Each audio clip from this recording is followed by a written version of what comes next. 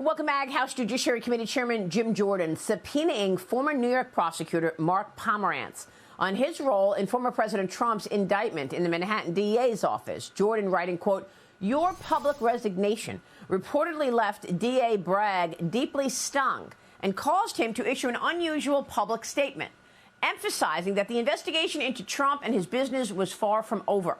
The Federal Election Commission also showing Judge Juan Merchant, who is presiding over the Trump campaign and the Trump case, donated money to the Biden campaign in July 2020, donated $15 to the Biden campaign in July 2020.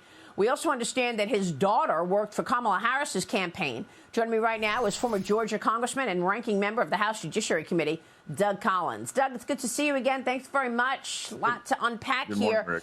First, what do you make of this subpoena to the former prosecutor? A lot of people want Jordan to issue a subpoena to Alvin Bragg himself. Yeah, I think there's a lot of people want to. I think that would, again, there's a lot of issues that would be involved in going to get Alvin Bragg, especially through subpoena with this case currently in its condition it is. The other piece to Pomerantz, I think, is going to be an interesting, if Pomerantz actually comes, which I'm sure he probably will. The question I have is not just discussing what he thinks about Trump, but will he sit there and try to sell books or actually try to expand more on maybe other investigations that he was a part of in New York City. It'll be interesting to see how that is put in, especially in light of now basically this 34 count indictment, which is, frankly, most of us feel is insufficient on his face. There's just tons of problems here. Folks, I mean, nobody needed to show how political this was except Alvin Bragg when he actually presented this at the arraignment on Tuesday. So again, I think this is everybody's upset about the politicization of the judiciary. You and I have talked about this before, and it's just this one was a case that I think Donald Trump can show to the American people, look, they're out to get me simply because they don't like me. I think it has become the theme that a lot of Americans are saying about this. Yeah, and the Trump family and Trump supporters are raging because not only do we see that the judge had donated to Joe Biden's campaign, his daughter worked for Kamala Harris's 2020 presidential campaign. Here's what we know. Merchant's daughter, Lauren, worked on Vice President Kamala Harris's 2020 presidential campaign. The Gateway Pundit reported that his daughter worked for the campaign during the Democratic primaries in 2019, as well as at Authentic Campaigns, an agency that works for progressive campaigns. Do you think that's a big deal? Does that matter that he donated and that his daughter worked for Kamala Harris? Well, you would hope it wouldn't, matter. But again, in this situation, when you're dealing with Donald Trump, every bit of this matters because the public perception part of it here is what is on, in essence, I say on trial, because anything like this gives the perception, again, that this is a prosecution aimed at a certain person because they don't like him. This is why Americans are just so frustrated. They go back to our conversations about Hillary Clinton and the Crossfire Hurricane and the FISA court issues at the DOJ. They see Hunter Biden. They see all this, and they say, wait, why is this happening and nothing is happening over here?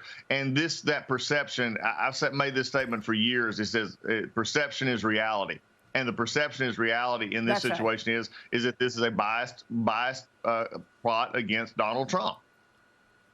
Yeah, I want to get back to the Hunter Biden story in a moment. But first, Joe Borelli, jump in here. Yeah, this $15 donation, the fact that Judge Merchant's daughter happened to work for progressive causes, isn't really a bug with the system in New York. It's a feature. I mean, judges who are elected or appointed in New York County are apparatchiks of the Democratic Party. But I want to ask the congressman, what tools are even available to the Judiciary Committee, to Chair Jordan, once they have potentially Pomerantz and potentially Alvin Bragg there? What should the American public expect more than just sort of a sunlight on the process? Well, let's take two parts here. One, I agree with you completely on the issue of judges and elected judges across the country. Most of them have political backgrounds or political leanings. You're going to find their givings, especially before they were elected to the bench, and even after sometimes elected to the bench, you'll see giving Republican judges giving to Republican candidates, Democrat judges giving to Democrat candidates. $15, again, it goes back to what I said. Perception is reality. That's the biggest part of this problem. As far as the Judiciary Committee, what it does is continue to lay sunlight on it. It continues to lay that, hey, this is an issue that, look, is this a great use of judicial resources? As far as actual, okay, what can we do? that's where it gets a little more fuzzy in the sense of, okay, because this is a local DA, it's a local issue. There is a connection to the Federal Election Commission if that is actually the crime that they're now actually trying to tie it to. But even then, that would be more of an appropriations if you're trying to say DAs can't use federal funds. So a lot of this is going to be, we're going to put the light on this. We're going to make you have to answer in public to why this looks as political as it does as we go forward. That's been the problem in the first segment y'all had about the 87,000 IRS agents. It's fine if the House defunds that, but if the Senate never takes it up, those agents are still going to be hired. Well, it's incredible that we've got this influence peddling evidence in plain sight. Doug, Fox News Digital is reporting that longtime Hunter Biden associate James Bulger, that's the nephew of mobster Whitey Bulger, visited the White House during the summer of 2016. He met with a former Hunter assistant turned staffer for then Vice President Joe Biden between 2015 and 2016. Bulger emailed Hunter and Devin Archer multiple articles about various business deals in China. Hunter's artwork is now being displayed in New York City. They're asking $85,000 for each piece, Doug, and we don't know who the buyers are. They unveiled this latest painting as part of a group exhibit opening in New York City Thursday. Last night, amid this ongoing probe into his business dealings and the influence peddling evidence that we've got on the laptop.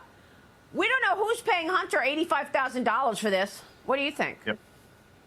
Maria, as always, you framed it perfectly. This is the problem. Take all this case, take the Alvin Bragg case, take the perception that I said, perception is reality issue, and then you got Hunter Biden.